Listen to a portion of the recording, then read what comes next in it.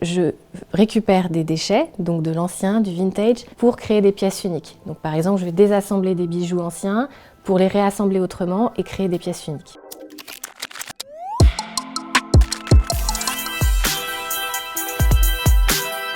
Hello, je suis Kitty Martin, j'ai une marque d'upcycling et je vais en parler dans Impact.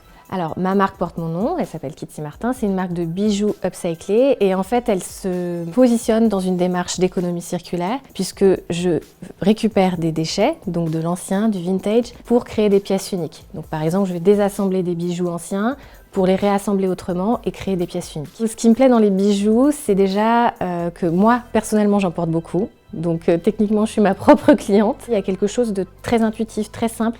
Et c'est aussi pour ça que j'aime bien faire des masterclass, montrer aux gens que upcycler soi-même des bijoux, c'est faisable. Quand on consomme de l'upcycling, forcément, on est dans une consommation plus engagée, puisqu'on est dans une consommation qui est vers une plus jolie planète. Forcément, dans mes bijoux, il y a une histoire. Sur mon site, je vais raconter où j'ai chiné telle ou telle pièce, etc. Et moi-même, je récupère des bijoux de la mère d'une amie, de ma mère, d'une tante.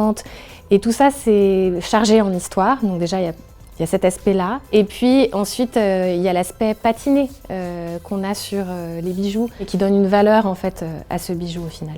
Ce qu'on ne sait pas sur l'upcycling, la seconde main, c'est que ça demande un temps de travail monumental. C'est aussi pour ça que ça a un coût. Moi, par exemple, quand je chine mes bijoux, c'est beaucoup plus lent que de juste aller chez un fournisseur et de lui dire je veux une chaîne de telle couleur, de tel diamètre, etc. etc. Ensuite, en effet, c'est sale. Je récupère des choses et j'ai mes doigts tout noirs quand je chine. Donc il faut tout nettoyer, redonner un aspect plus propre à tout ce qu'on récupère.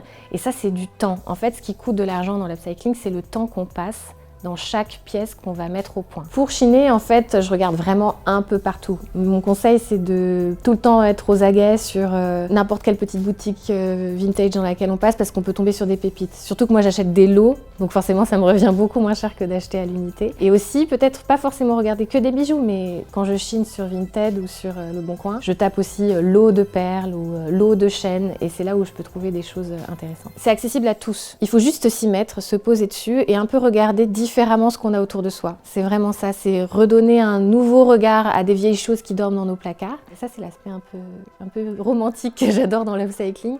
Et après, forcément, c'est différent. Créer une marque d'upcycling, c'est encore un autre travail. Mais upcycler pour soi-même, c'est vraiment accessible à tous.